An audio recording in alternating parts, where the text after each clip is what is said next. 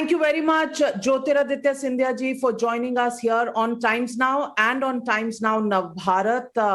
Our viewers are watching this show absolutely live on television. सबसे पहले तो आपको मुबारकबाद के एयर इंडिया का हैंडओवर हो चुका है टाटा ग्रुप को। कल ये हैंडओवर हुआ, शायद थोड़ा सा विलंब था क्योंकि ये दिसंबर के अंत तक होना था, पर मैं पूछना चाहती हूँ कि what is the way forward, आगे का रास्ता क्या है एयर इंडिया के लिए? क्या लॉसेस की कहानी अब खत्म होगी और क्या एयर इंडिया इस कगार पर है कि वो एक प्रॉफिट मेकिंग एयरलाइन बन सकेगा? पहले तो नविका जी आपका बहुत बहुत धन्यवाद।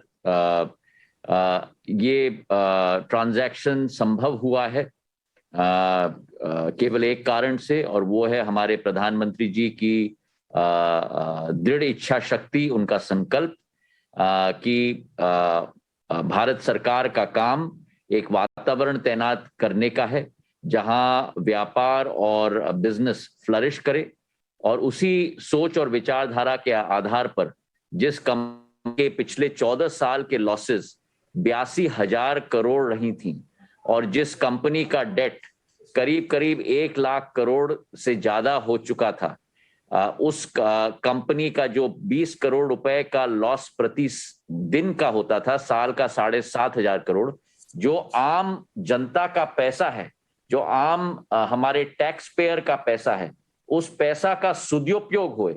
ये ना हो कि वो पैसा लॉस को बिटाने के लिए इस्तेमाल हो, लेकिन उसका सदुपयोग हो शिक्षा के क्षेत्र में, स्वास्थ्य के क्षेत्र में, अधोसंरचना के क्षेत्र में।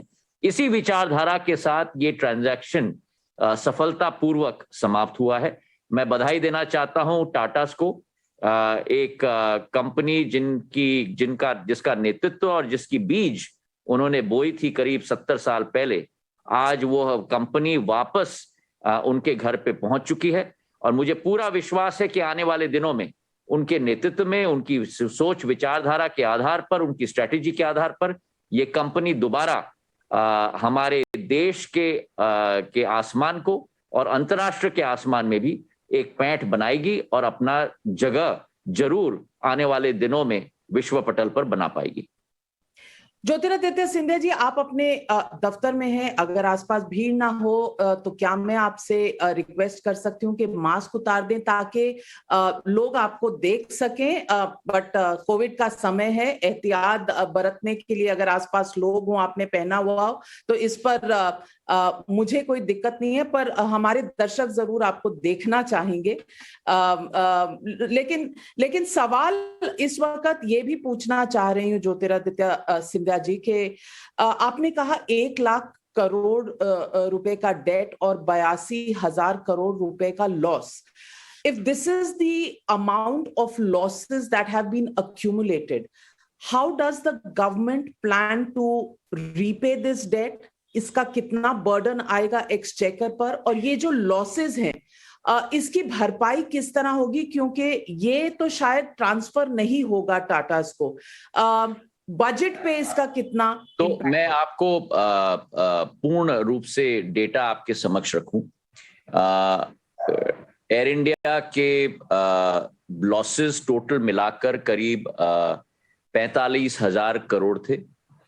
उसके अतिरिक्त उसकी करंट लायबिलिटीज करीब 15,000 करोड़, तो आप मान लीजिए 61-65,000 करोड़ की टोटल लॉस, टोटल डेट। उस ऋण की बोझ की स्थिति की जो टाटाज ने 18,000 करोड़ रुपए का बिड रखा था, उसमें से 85% डेट के प्रति, ऋण के प्रति जाएगा, तो 15,300 करोड़ रुपए ऋण के प्रति जाएगा। तो वो 15,300 करोड़ रुपए का ऋण टाटाज अपने बुक्स पे लेगी, तो सरकार के पास बचेगा करीब 45-46,000 करोड़। उस 45-46,000 करोड़ में से जो हम लोगों के नॉन कोर एसेट्स हैं एयर इंडिया के, जो इस विनिवेश में पार्टी के पास नहीं गए हैं, वो नॉन कोर एसेट्स हमारे एसपीवी में आज भी हैं, और उसके सेल के थ्रू जो राशि मिलेगी, और जो बाकी 2,700 करोड़ रुपए है, 18,000 का 15%, जो टाटाज हमको चेक के समेत देने वाली है, वो भी इस ऋण के प्रति जाएगा। और मुझे विश्वास है कि इन दोनों विचारधाराओं के आधार पर जो बाकी ऋण है एयर इंडिया की, जो आज एसपीवी में चली गई है, उस ऋण का भी पूर्ण भुगतान हो पाएगा। Mr. Jyotiraditya Scindia, the question many are asking is there are 10,000 employees of Air India. 12,000. 12,000 employees. Many of these people have claimed that they have some dues that have been pending with Air India because कईयों का salary cut हुआ था, कईयों को जब air India मुश्किल हालातों से गुजर रही थी तो उनके काफी पर्क्स वगैरह की भरपाई नहीं हुई थी। तो ये जो 12,000 नाविका जी, ये संक्षिप्त में आपको बता दूं कि जो हमारे जितने भी हमारे एम्प्लॉइज हैं, कामगार हैं, उनकी हर तरीके से उनकी रखवाली भारत सरकार ने की है। चाहे वो मेडिकल बेनिफिट्स की हम बात करें, चाहे उनकी ग्रेच्युटी की हम बात करें, चाहे जो कमीशन गठित हुई थी उसके आधार पर जो अवार्ड दिया गया था उसके बारे में हम बात करें, चाहे उनके पेंशन के हम बात करें, और इतना भी कि 1 साल तक उन्हें जो कंपनी ने एयर इंडिया को खरीदा है, टाटाज ने खरीदा है, 1 साल तक उनकी जॉब सिक्योरिटी पूर्ण रूप से सुरक्षित रहेगी। मैं पूछ रही हूं पेंडिंग ड्यूज के बारे में, जो पायलट, मैं कह रहा हूं जो जितने भी पेंडिंग ड्यूज भी हैं, उनके वर्तमान के, उनके फ्यूचर के मेडिकल बेनिफिट्स भी हैं, उनकी ग्रेच्युटी, उनकी पेंशन की बात है, सब पूर्ण रूप से सुरक्षित हमने रख कर ही इस ट्रांजैक्शन को हमने कंप्लीट किया। मैं आपसे सवाल ये भी पूछना चाहती हूँ, मैं मास्क पहन लूं क्योंकि मैं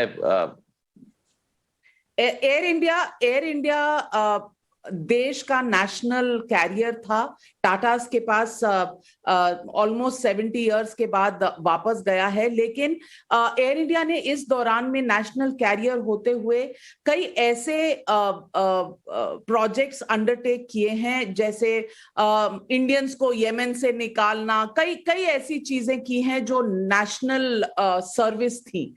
इन फंक्शंस को अब कौन पूरा करेगा, ये भी एक सवाल। देखिए, जब मैं आपको बता दूं कि जब भारत का सवाल आता है और भारतीय नागरिक का सवाल आता है, भारत में हर कैरियर और हर कंपनी वो सेवाएं देने के लिए तत्परता से आगे आती हैं। और मैं आपसे बताना चाहता हूं, उदाहरण के तौर पे वंदे भारत के मिशन में भी एयर इंडिया के अलावा सारे कैरियर्स ने भी उसमें भाग लिया था। तो मुझे पूरा विश्वास है कि भगवान न करे पर अगर कोई आपत्ति की स्थिति अगर भारत पर आए, तो मुझे पूरा विश्वास है कि निजी क्षेत्र के सारे कैरियर्स तत्परता से सामने आगे आएंगे उस सेवा भाव की मुद्रा में और उस भावना के साथ, और हमारे भारतीय नागरिकों की रक्षा के लिए हर कंपनी आगे आकर वो सेवा जरूर देगी। ज्योतिरादित्य सिंधिया जी, एक सवाल ये उठता है कि ये डिसइन्वेस्टमेंट की कोशिश 2001 से शायद चल रही है, वाजपेयी जी की सरकार से। आज जब ये हुआ है, do you think this is a big red letter day for the civil aviation sector itself? And do you think Air India is going to be profitable anytime soon? Well, I think this is a historic day for India, not only for the civil aviation sector. I think you have seen the culmination of as you mentioned, Navika, a long-awaited transaction, a transaction that was weighing on not only government of India, but weighing on 130 crore people. Because as I mentioned to you, 7,500 crores of taxpayers' money every year for the last 14 years was being used to fund what you and I deemed as a national carrier. That's not the job of government. The job of government is to provide services and opportunities to the people. And this was money much better spent in other social sectors or in infrastructure, which is going to happen now. And on the flip side, and this is why I say it's a win-win situation for everyone concerned. On the flip side, I am very confident that Air India, under the stewardship of the Tatas, will once again reclaim the skies that it always commanded. Mister Jyotiraditya so much. Scindia, आजकल आप देखे जा रहे हैं दो जगह, यहाँ मंच पर जहां एयर इंडिया की हैंडिंग ओवर हो चुकी है टाटास को, और एक और मंच पर जहां चुनाव का माहौल है और हर नेता के लिए, और आप भी लोकसभा के चुनाव और चुनाव की सरगर्मियों को बहुत अच्छी तरह पहचानते हैं। हाल ही में आपने अपने पुराने साथी को वेलकम किया बीजेपी में, कांग्रेस से बीजेपी में। आपके साथी वहां से आ रहे हैं और उन्होंने भी कहा कि कांग्रेस अब वो नहीं रही जो पहले थी। मैं आपसे पूछना चाहती हूं कि ये अपने दोस्तों को वहां से यहाँ आमंत्रित करने में आपको कैसा महसूस होता है, और कांग्रेस कैसी थी और कैसी नहीं रही? देखिए, मैं आपके द्वारा आरपीएन सिंह जी को बधाई देना चाहता हूं और उनका स्वागत करना चाहता हूं भारतीय जनता पार्टी में। प्रधानमंत्री नरेंद्र मोदी जी के नेतृत्व में, हमारे राष्ट्रीय अध्यक्ष जेपी नड्डा जी के नेतृत्व में, हमारे गृह मंत्री अमित शाह जी के नेतृत्व में जो हमारी पार्टी की सोच और विचारधारा है, और वो है प्रगति, प्रगति और प्रगति, लोगों का उत्थान और अंत्योदय। इस अभियान में आज आरपीएन सिंह जी भी जुटे हैं। मैं उनका स्वागत करता हूं।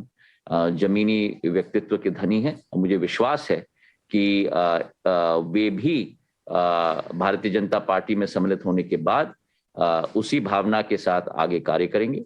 जहां तक आपका प्रश्न रहा मेरे अतीत के बारे में, ये मैंने आपसे कई निवेदन किया है नविका जी कि मैं अपना जीवन अतीत में व्यतीत नहीं करता। आप मेरे भविष्य या मेरे वर्तमान के बारे में जरूर प्रश्न करें, उसका जवाब मैं जरूर दूंगा, पर मैं अपने अतीत में ज्यादा समय में व्यर्थ नहीं करता। अतीत तो अब आपका वर्तमान होता चला जा रहा है। आपके साथी अतीत के वर्तमान में आपके साथ आ रहे हैं, तो ये प्रश्न जो मैंने आपसे पूछा ये निर्णय नविका जी, के बारे में नहीं था। ये निर्णय एक एक व्यक्ति का होता है, और जो व्यक्ति का निर्णय हो उसे स्वीकार करना, चाहे आप उससे सहमत हो या असहमत हो। मैं नहीं मानता कि हर चीज पर टिप्पणी करना जिंदगी में सदैव उपयुक्त है। जो भी निर्णय हो उसे मानना, उसका सम्मान करना और अपना रास्ता अपने आप तय करना, ये हमारे जीवन की आधारशिला होनी चाहिए। मैं आपसे पूछना चाहती हूँ कि बीजेपी उत्तर प्रदेश के चुनाव पर जाति पर ज्यादा जोर दे रही है या काबिलियत पर? देखिए, मुझे पूरा विश्वास है कि प्रधानमंत्री नरेंद्र मोदी जी के नेतृत्व में, हमारे मुख्यमंत्री योगी आदित्यनाथ जी के नेतृत्व में, ये डबल इंजन की सरकार ने जो विकास और प्रगति की लंबी लकीर खींची है उत्तर प्रदेश में, मुझे पूरा विश्वास है कि आने वाले चंद दिनों में उत्तर प्रदेश की जनता अपना आशीर्वाद दोबारा भारतीय जनता पार्टी को देगी और ये डबल इंजन की सरकार उत्तर प्रदेश को नई ऊंचाई में ले जाने के लिए दोबारा संकल्पित होगी। आपका बहुत बहुत धन्यवाद। आपकी तरफ एक सवाल आपको जाने से पहले पूछना चाहती हूं कि आपने कहा वर्तमान की बात करिए, मैं वर्तमान की बात कर रही हूं, और आपसे पूछना चाहती हूं कि देश में जिस तरह सत्ता पक्ष जरूरी होता है, विपक्ष भी जरूरी होता है। इस वक्त विपक्ष की स्थिति देखकर आपके दिल में क्या आता है? आप इस देश का भविष्य कैसे देखते हैं? क्या सिर्फ सत्ता पक्ष के स्ट्रांग होने से देश चल सकता है या विपक्ष का भी मजबूत होना बहुत जरूरी है? एक मजबूत विपक्ष रहना प्रजातंत्र के लिए बहुत जरूरी है, इसमें कोई दो राय नहीं है। पर जो जिम्मेदारी आज मुझे दी गई है नागर विमानन क्षेत्र की, जो जिम्मेदारी दी गई है मुझे एक भारतीय जनता पार्टी के आम कार्यकर्ता के रूप में कार्य करने की, उस दोनों जिम्मेदारियों का निर्वाह प्रधानमंत्री जी के नेतृत्व में मैं कर रहा हूं और मेरी फोकस और मेरी कोशिश उन्हीं दो मुद्दों पर है। आपका बहुत बहुत धन्यवाद नविका जी। ज्योतिरादित्य सिंधिया जी, आप अच्छे पॉलिटिशियन हैं, चुनाव के मैदान से लड़कर आते हैं, लेकिन आप राजनीतिक सवालों से इतना घबराते क्यों हैं? मैं बिल्कुल घबराता नहीं हूं, लेकिन मैं इस बात में मैं स्पष्ट विश्वास रखता हूं कि आपको जो जिम्मेदारी दी गई है उस जिम्मेदारी का आप निर्वाह करो। हर चीज पर टिप्पणी करना, हर चीज पर अपनी विचारधारा व्यक्त करना ये जरूरी नहीं है। आप अपनी जिम्मेदारी का निर्वाह करो और उसी तरह राष्ट्र के उत्थान पर हर व्यक्ति कार्य कर सकता है। आपका बहुत बहुत धन्यवाद। फॉलोअर्स जो हैं, आपके फॉलोअर्स जो हैं, जो हमारे दर्शक हैं, वो आपको एक युवा नेता की तरह देखते हैं, और स्पष्ट कहना भी एक युवा नेता का फर्ज होता है, एक उसका दायित्व। मैं तो सदैव स्पष्ट कहता हूं। आपने मुझे 20 साल का आपका और हमारा रिश्ता बन चुका है। मैंने कभी भी स्पष्टता से अलग होकर मैंने कभी अपनी जिंदगी नहीं जी है। मैंने सदैव स्पष्ट बात की है आपसे भी। जो आप कहते हैं ना, पर आजकल आप कुछ बचते हैं स्पष्ट कहने से। उस फ्रैंकली स्पीकिंग में सदैव फ्रैंकली मैंने आपसे ये बात की है। वर्तमान नहीं है, ये अतीत है। कभी कहते पर मैं उसमें विश्वास करता हूं नविका जी, मैं उसमें विश्वास करता हूं। You must not live in your past. You must live in your present and build for the future. That has to be a positive attitude. वो सकारात्मक सोच सदैव जिंदगी में होनी चाहिए। तो नकारात्मक चीजें छोड़कर आप सकारात्मक सोच की तरफ आ गए। जिंदगी जितना समय जिंदगी में आपको दिया गया है, उसका सकारात्मक प्रयोग करो और लोगों का उत्थान हो, लोगों की सेवा हो। यही हमारी सोच विचारधारा होनी चाहिए। और मध्य प्रदेश के लिए कोई खास मध्य प्रदेश में शिवराज सिंह जी की सरकार सेवा भाव के आधार पर कार्य कर रही है। उनके नेतृत्व में हम लोग सब काम कर रहे हैं मध्य प्रदेश में, और मुझे पूरा विश्वास है कि मध्य प्रदेश में भी आने वाले दिनों में दोबारा जनता का विश्वास भारतीय जनता पार्टी के साथ ही रहेगी। और ज्योतिरादित्य सिंधिया का भविष्य मध्य प्रदेश में है या दिल्ली में है? मेरा भविष्य प्रधानमंत्री जी के नेतृत्व में सेवा भाव के आधार पर भारतीय जनता पार्टी के आम कार्यकर्ता के रूप में कार्य करने का है। ज्योतिरादित्य सिंधिया जी, आप बहुत बहुत मैं कह सकती हूँ 20 साल में जितना मैंने आपको जाना है, आप बहुत संभल के बोलने लग गए हैं। कोशिश करेंगे कि ये मास्क कभी उतरे, सिर्फ कोविड के बाद नहीं। मास्क तो उतर गया था, पर मैं कमरे में हूँ जहां बहुत सारे लोग इधर उधर भी जा रहे हैं, तो थोड़ा संभल के रहना भी चाहिए। मैंने फिगरेटिवली भी कहा था कि ये जो मास्क आपने सिर्फ जो लिटरली पहना उसकी बात नहीं कर रही हूँ, लेकिन ये तो पर्दा आपने किया हुआ है, ये किसी दिन अपने दिल की बातें हमारे दर्शकों से आप साझा करेंगे। मैं तो सदैव साझा करता हूं अपनी दिल की बात। मेरे 20 साल में कभी भी मैंने अपनी जो दिल की बात है सदैव आपसे और दर्शकों से भी सदैव किया है। हमारे साथ जुड़ने के लिए ज्योतिरादित्य सिंधिया जी, आपका बहुत बहुत धन्यवाद। हमारी कोशिश भी जारी रहेगी कि ये पर्दा हटे और ये मास्क हटे और आप अपने दिल की बात करते हुए नजर आए। ओमिक्रॉन खत्म हो जाएगा तो आपके समक्ष आपके साथ ही हम खड़े रहेंगे। बहुत बहुत धन्यवाद। बहुत धन्यवाद। नमस्कार।